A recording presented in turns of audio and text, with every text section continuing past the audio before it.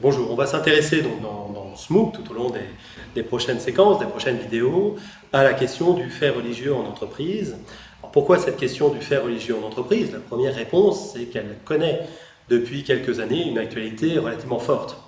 Relativement forte en France, on l'a vu avec l'affaire Babylou, il y a eu également d'autres affaires dans d'autres structures, d'autres entreprises. Une affaire Babylou qui a marqué un peu les esprits, qui a amené ce fait religieux en entreprise sur le devant de la scène médiatique. Tous les médias se sont emparés de cette affaire, de cette salariée voilée, partie en congé maternité sans être voilée, revenant voilée, refusant d'enlever son voile, travaillant dans une crèche, et puis de la scène politique, puisque ça a permis de mettre à l'agenda des politiques et de la réflexion politique la question du fait religieux. Alors, ce n'est pas un cas qui est isolé, Babylou. Il y a d'autres cas, d'autres entreprises, d'autres organisations en France qui ont connu des faits religieux.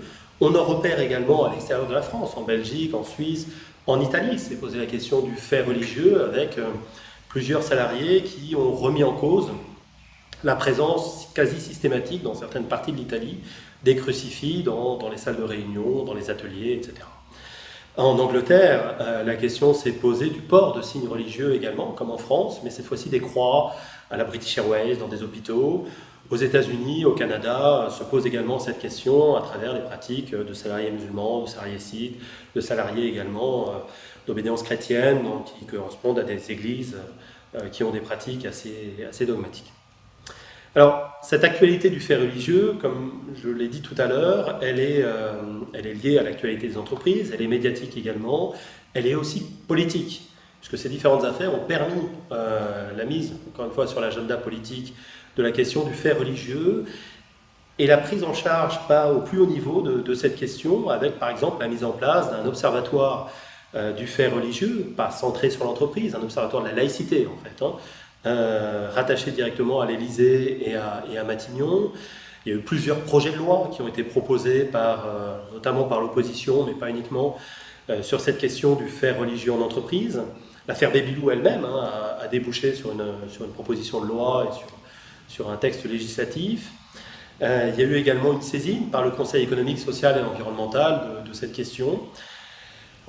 Cet avis du Conseil économique, social et environnemental qui a été rendu, par exemple, ne propose pas de loi. Il propose au contraire de s'en remettre aux bonnes pratiques des entreprises. Il propose également de s'en remettre aux textes législatifs qui existent déjà, notamment le Code du travail, qui fournit déjà d'ailleurs aux entreprises un certain nombre d'indications sur comment on peut gérer ces questions-là lorsqu'elles se présentent. Alors, qu'est-ce que ce fait religieux? On va bien évidemment voir tout au long du MOOC, dans les différentes séquences, quelles sont les différentes formes de faits religieux, comment on peut les définir. On va essayer de catégoriser les faits religieux en fonction de leur dimension personnelle, politique, bref, on va faire à tout ça. Pour l'instant, il s'agit surtout de s'intéresser à la question de la diversité du fait religieux, montrer en ce début de travail, en ce début de MOOC, que l'objet auquel on s'intéresse est très divers. Ça peut être, par exemple, porter simplement un signe religieux. Ça peut être aussi faire une demande à son manager, faire une demande à son chef pour pouvoir s'absenter, pour participer à un rite religieux, participer à une cérémonie, une demande d'aménagement du planning, par exemple sur la semaine, par exemple sur un mois ou sur une année, pour pouvoir respecter un rite religieux. Et puis ça peut être aussi refuser de travailler avec des personnes parce qu'elles ne sont pas de la même religion, refuser de travailler avec une femme, refuser de réaliser un certain nombre de tâches pour des raisons religieuses. On voit bien dans ce rapide inventaire des différents faits religieux qu'on rencontre sur le terrain, qu'il y a des choses qui sont très différentes et qui renvoient bien à des mécanismes différents et qui appellent une prise en charge par le management qui n'est pas tout à fait la même. Il faut aussi souligner le fait qu'un même fait religieux peut avoir des sens très différents. Porter un signe religieux, par exemple porter une croix, ça peut être « je porte la croix de ma grand-mère et en la portant, je m'en souviens ». Ça peut être affirmer ma foi, voilà. Affirmer ma foi chrétienne à travers la croix, l'emblème de la foi chrétienne. Ça peut être aussi affirmer le fait que j'appartiens à une communauté. Ça peut être une revendication communautaire tout simplement. Et puis ça peut être tout simplement porter un bijou. Donc des faits religieux qui ont des sens très très différents. On essaiera aussi bien évidemment de creuser cette question et d'aller un peu plus loin dans la compréhension des différents sens de ce que veut dire le fait religieux pour une personne, de ce qu'il veut dire pour un groupe, de comment l'entreprise, en fonction de ça, peut construire des pratiques de prise en charge managériale de ce fait religieux. Alors, on en a donné des exemples, mais est-ce qu'on peut définir véritablement le fait religieux? Le problème avec le fait religieux, c'est que ça renvoie bien évidemment à des questions telles que la religion, la spiritualité, etc. Donc c'est extrêmement difficile à définir. Et on va, dans ce travail, dans ce MOOC, partir d'une définition relativement simple, finalement, du fait religieux.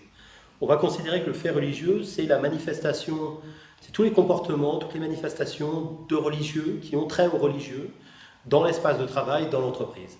Et le religieux, comment on le définit? On va le définir là aussi très simplement par le renvoi aux religions instituées, aux religions qui ont une histoire, aux religions également qui ont un sens collectif. Alors on voit bien ce qui se dessine derrière, hein, des religions qui ont une tradition et une histoire, des religions qui ont un sens collectif, des religions qui ont des rites, qui ont une institution également qui les porte. Ça renvoie bien évidemment, dans le contexte, en tout cas européen, occidental, aux grandes religions monothéismes, le christianisme, le judaïsme, l'islam. C'est principalement là d'ailleurs qu'on va trouver les sources du fait religieux, également un peu dans l'hindouisme. Mais donc c'est là-dessus, sur ce type de fait religieux, qu'on va se concentrer, sur les comportements au travail, sur les situations au travail, qui ont de près ou de loin, explicitement ou implicitement, trait à la religion.